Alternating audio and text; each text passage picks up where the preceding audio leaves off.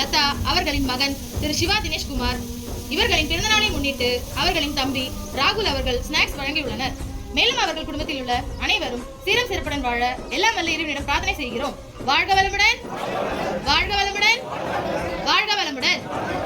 மேலும் அவர்கள் குடும்பத்தில் உள்ள அனைவரும் நீண்ட ஆயுளுடனும் நிறைவான செல்வத்துடனும் விஞ்ஞானமும் மெய்ஞானமும் பெற்று மென்மேலும் ஓங்கி வளர வாழ்க வளமுடன், வாழ்க வளமுடன், வாழ்க வளமுடன்.